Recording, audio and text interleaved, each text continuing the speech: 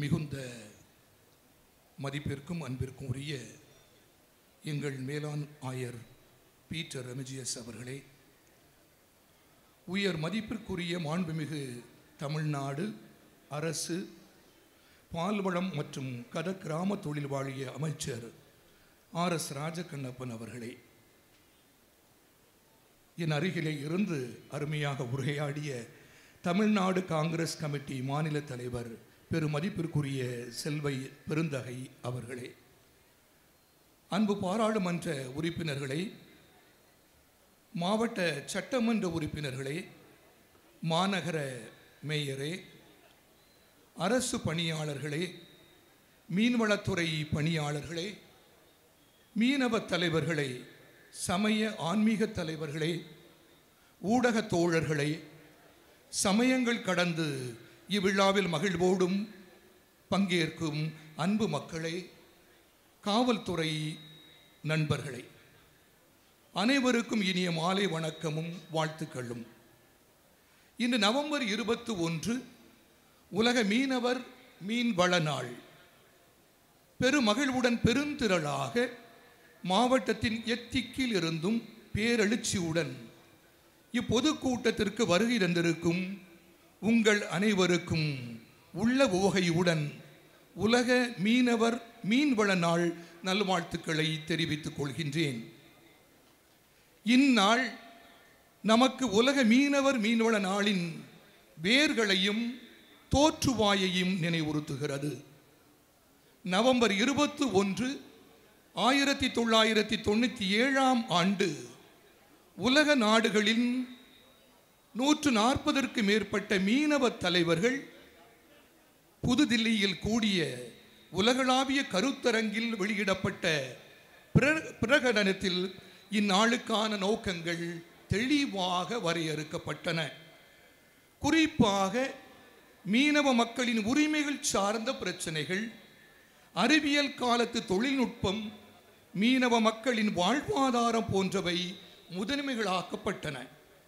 இவற்றையும் மீனவ மக்களின் மாண்போடு கூடிய இக்கால உரிமைகளையும் இவற்றை அடைவதற்கான வாய்ப்புகளையும் வழிமுறைகளையும் காண்பதற்கான முயற்சிகளையும் மக்கள் நல அரசுகளும் மீனவ மக்களும் எடுப்போம் என்னும் உறுதிமொழி எடுக்கத்தான் இந்த நாள் நமக்கு அழைப்பு விடுக்கிறது.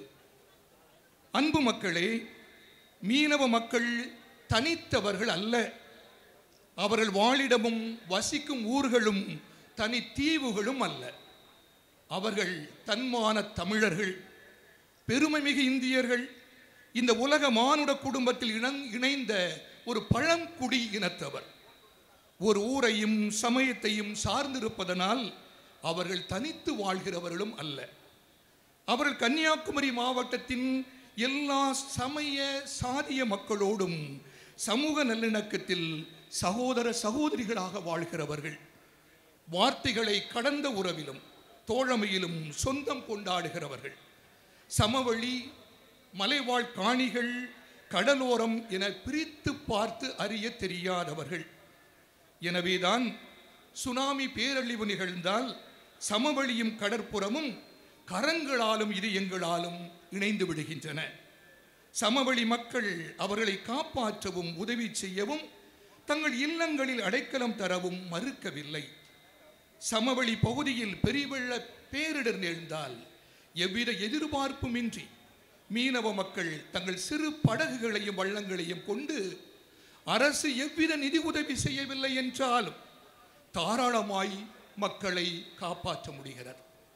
ஆயினும் மீனவ மக்கள் தனித்துவம் கொண்டவர்கள். ஒவ்வொரு இனத்திற்கும் வாழும் நிலப்பரப்பிற்கும் தனித்துவம் இருப்பது போல மீனவ மக்கள் எல்லா மக்களோடும் சமூக நல்லிணக்கத்தில் வாழ்ந்தாலும் அவர்களுக்கே உரித்தான அடையாளங்கள், வழக்காறுகள், பேச்சு வழக்கு, சமய வழிபாடு, உணவு பழக்க வழக்கங்கள், உறவு முறைகள், தொழில் என்பனவை போன்றவை தனித்துவமாக இருக்கின்றன. இதனை முதலில் நாம் புரிந்து கொள்ள வேண்டும். மீனவ மக்கள் தங்கள் தனித்துவத்தோடு வாழ்கின்ற எல்லா மக்களோடும் இணைந்து வாழ்கிறவர்கள். எப்போது இது புரிந்து கொள்ளப்படவில்லையோ, ஏற்றுக்கொள்ளப்படவில்லையோ, அவர்கள் தங்கள் தொழிலினால், இனத்தினால், வாழிடத்தினால் கீழானவர்கள் என எண்ணத் தோன்றுகிறதோ அப்போது அவர்களுக்கான மாண்பும் சம உரிமைகளும் மறுக்கப்படுகின்றன, மீறப்படுகின்றன, சில வேளைகளில் பறிக்கவும் படுகின்றன. இத்தகைய சம உரிமைகளுக்காகவும் சமூக நீதிக்காகவுமே மீனவ மக்கள் காலகாலமாக குரல் எழுப்புகின்றோம். அரசின் கதவுகளை தட்டுகின்றோம். எம் கண்ணீர் கதைகளை கேட்க காதுகளை திறக்க அரசுகளையும் அரசு அதிகாரிகளையும் விண்ணப்பிக்கின்றோம். மறுக்கப்படுகின்ற பொழுது, அடக்கப்படுகின்ற பொழுது, நிராயுதபாணியாக நிராகரிக்கப்படுகின்ற பொழுது உரிமைகள் கோரி களம் காண்கின்றோம், இறங்குகின்றோம், போராடுகின்றோம். ஆனால் என்ன நிகழ்கிறது? மீனவ மக்கள் என்றால் மூர்க்கமானவர்கள், தீவிரமானவர்கள் என்ற மிக தவறான முன்சார்பு எண்ணங்கள் இன்னும் பலருக்கு இருக்கின்றன. அது சாமானிய மக்களுக்கு மட்டுமல்ல, சில அரசியல் தலைவர்கள், அரசு தலைவர்கள், ஆன்மீக வழிகாட்டிகள் உட்பட. நான் இங்கு சுட்டிக்காட்ட வேண்டியவை இன்னும் சில உண்டு. நேரம் கருதி ஒன்றிரண்டினை குறிப்பிட விரும்புகின்றேன். தமிழ்நாட்டினை ஆட்சி செய்த எல்லா கட்சிகளும் மீனவ மக்கள் சார்பாக பல அரிய திட்டங்களை நிறைவேற்றியதை இந்நேரம் நன்றியோடு நான் நினைவு கூறுகின்றேன். எனினும் நான் ஆயராக பொறுப்பேற்றபின் இன்றைய தமிழ்நாடு அரசு, குறிப்பாக தமிழ்நாடு முதல்வர், சபாநாயகர், அமைச்சர்கள், சட்டமன்ற உறுப்பினர்கள் என அனைவருமே கடந்த ஆண்டில் மட்டும் செவிலியர் கல்லூரி, மீன்வளக் கல்லூரி என எமக்கு 2 உயர்கல்வி நிறுவனங்களுக்கான அனுமதி தந்ததை மிகுந்த நன்றியோடு நினைந்து நெகிழ்ந்து போகிறேன். அதிலும் குறிப்பாக அந்த அனுமதிக்கான சான்றிதழை எவ்விதமான விளம்பரமும் இல்லாது தன் இல்லத்திலேயே அழைத்து என்னிடம் தந்து வாழ்த்து சொன்ன முதலமைச்சரை நினைந்து நான் வியந்தும் போகிறேன். அதே போன்றே புனித தேவசகாய மறை சாட்சியின் புனிதர்பட்ட நிகழ்வு ரோமையில் நடைபெற இருக்கிறது. மாநில அரசின் சார்பாக அமைச்சர்கள் யாரேனும் வந்தால் நலமாக இருக்கும் என விண்ணப்பித்த போது ஒருவரை அல்லது 2 வரை, அதற்கு மேலாய் மாநில சிறுபான்மையர் ஆணையத்தின் தலைவரை என 3 வரை ரோமைக்கு அனுப்பியதும் மறக்க முடியாத நன்றியின் நினைவுகள் என் மனதில். எம் மக்களில், குறிப்பாக மீனவ மக்களின் தேவைகளை குறிப்பறிந்து சமூக நீதி பேணும் நம் தமிழ்நாடு அரசு பல நிலைகளில் சிறப்புற செயல்பட்டாலும் இன்னும் பல உரிமைகளுக்கான தேவைகளும் கோரிக்கைகளும் கண்டு கொள்ளப்படாமையும் நிறைவேற்றப்படாமலும் இருக்கின்றன என்பதுவும் உண்மை. அவற்றையே மாண்புமிகு அமைச்சர்களை சந்தித்து உணர்த்திடவும் உதவிடவும் விண்ணப்பிக்கின்றோம். அரசு அதிகாரிகளிடம் தொடர் கோரிக்கைகளாக வைக்கின்றோம். ஒவ்வொரு ஆண்டும் உலக மீனவர் மீனவள நாளன்று ஒருங்கிணைந்த மீனவ மக்கள் அவர்களோடு இணைந்து வாழும் நல்லெண்ணம் கொண்ட மக்களின் உரிமைகளின் தேவைகளுக்காக மாநாட்டிலேயே முன்வைக்கின்றோம். அக்கோரிக்கைகள் என்னென்ன என்பதை இக்கூட்டத்தின் மாநாட்டின் பின்னர் அறிவிக்கப்படும் என நம்புகின்றேன். தமிழ்நாடு அரசின் ஆட்சியையும் அதன் மக்கள் நலன் சார்ந்த அணுகுமுறைகளையும் திட்டங்களையும் ஆக்கப்பூர்வமான சமூக நீதி செயல்பாடுகளையும் இந்தியாவின் பிற மாநிலங்கள் வெகுவாய் பாராட்டுகின்றன, முன் உதாரணங்களாக கொள்கின்றன. ஒன்றிய அரசின் ஒற்றைத்தன்மை கொள்கைக்கும் மாநில உரிமைகள் மறுப்புகளுக்கும் வலுவான எதிர்ப்பையும் மாநிலத்திற்கே உரித்தான கொள்கைகளையும் செயல் திட்டங்களையும் வகுத்து துணிவுடன் செயல்படுவது நம்முடைய தமிழ்நாடு அரசின் முதலமைச்சரையும் அமைச்சர்களையும் நம்முடைய தமிழ்நாட்டின் தனித்தன்மையையும் வெளிப்படுத்துகிறது. பிற மாநிலங்களை விட கல்வி, மருத்துவம், தொழில், வேலைவாய்ப்பு, பெண்கள் உரிமை, சிறுபான்மையர் சார்பான நலத்திட்டங்கள் என எல்லா துறைகளிலும் எல்லா மாநிலங்களிலும் எட்டாத உயரத்தை தமிழ்நாடு கண்டு வருவது நம் யாவருக்கும் பெருமை. இருப்பினும் நாம் சிந்திக்க வேண்டிய ஒன்றுண்டு. நாம் செயல்படுத்துகின்ற திட்டங்கள் பல சமுதாயத்தில் அடித்தட்டு மக்கள் நலன் சார்ந்து இருந்தாலும் அம்மக்களின் குரலும் பங்கேற்பும் இல்லை என்பதும் கசப்பான உண்மை. பெரிய திட்டங்களுக்கு பல கோடிகள், பல்லாயிரம் கோடிகள் செலவழிக்க முடிகின்ற அரசுகளால், எடுத்துக்காட்டாக பல 10 ஆண்டுகளாக அதிக பொருள் செலவும் நிதி செலவும் இல்லாத ஒரு உலங்கூர்ந்தி ஹெலிகாப்டர் தளம் அமைத்து தர அன்றாடமும் அவ்வப்பொழுதும் ஆண்டுதோறும் பல 100 மீனவர்கள் கடலில் காணாமலும் மரினத்தும் போவதை சிக்கல்கள் இருந்தாலும் ஏன் தீர்க்க இயலவில்லை என்ற கேள்வி நம்முடைய உள்ளத்தில் எழாமல் இல்லை. அண்மையில் குமரி கடலோர மக்களை மட்டுமல்ல, 7 தேசத்திற்கு உட்பட்ட சமவெளி மக்களும் வாழ்விடங்களும் வருங்காலமும் பாதிக்கப்படவும் அகற்றப்படவும் என அச்சுறுத்துகின்ற அணுக்கனிம சுரங்க திட்டம், கடலில் வேர்ல்ட் பேங்க் எண்ணெயும் எரிவாயும் எடுக்கும் திட்டங்களை நாம் என்னென்று சொல்வது?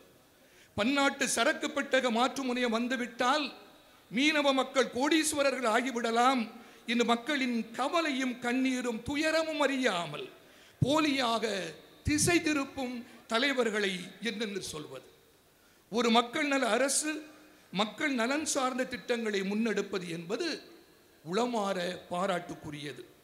ஆனால் பாதிக்கப்பட்டு வருவதாக உணர்ந்து அஞ்சுகின்ற மக்களை சந்தித்து அவர்கள் குரலையும் அனுபவத்தையும் அல்லல்களையும் அழுகைகளையும் சில வேளைகளில் பட்டறிவு ஞானத்தையும் கேட்டறிவதன்றோ சிறந்த செயல்.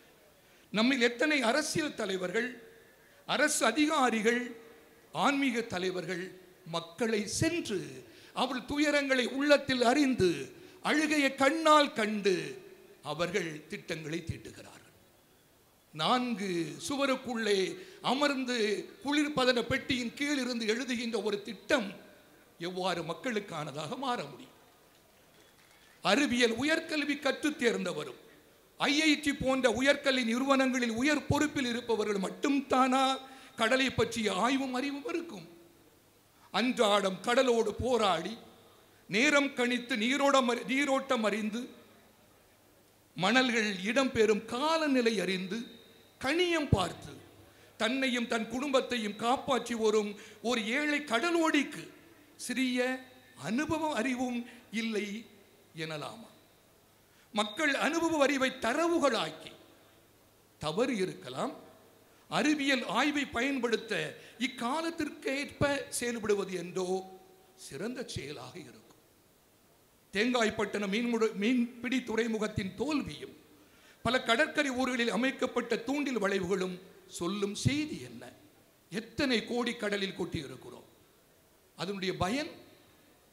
இவ்வாறு சொல்வதனால் அரசு அதிகாரிகளையோ அறிவியல் அறிஞர்களையோ குற்றம் சொல்வதும் குறை காண்பதும் என் நோக்கம் சிறிதுமல்ல.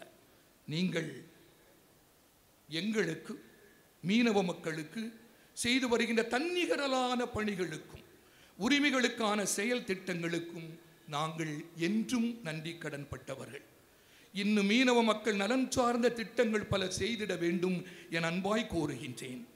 அவ்வாறு செய்திட முனைகின்ற பொழுது எங்கள் வாழ்விடத்தையும் எங்கள் வாழ்வாதாரத்தையும் எங்கள் மக்களின் வருங்காலத்தையும் தயவு செய்து காத்திட எங்கள் மக்களின் எளிய குரலையும் கேட்க வேண்டும் என்று விண்ணப்பிக்கின்றேன். அன்பு மக்களே, இந்நேரத்தில் தொலைதூரத்தில் மிக தொலைதூரத்திலிருந்து சிரமங்கள் பல சந்தித்து இங்கு வருகை தந்திருக்கின்ற நம்முடைய அமைச்சர் பெருமக்கள், அத்தோடு காங்கிரஸ் கமிட்டி மாநில தலைவர் அவர்கள், இன்னும் அரசு சார்ந்த அனைத்து பணியாளர்கள் யாவருக்கும் நம்முடைய மக்கள் யாவருடைய சார்பாக உளமார்ந்த நன்றியையும் வாழ்த்துக்களையும் கூறிக்கொள்கின்றேன். அனைவருக்கும் இறை அமைதியும் ஆசியும் உரித்தாயாக.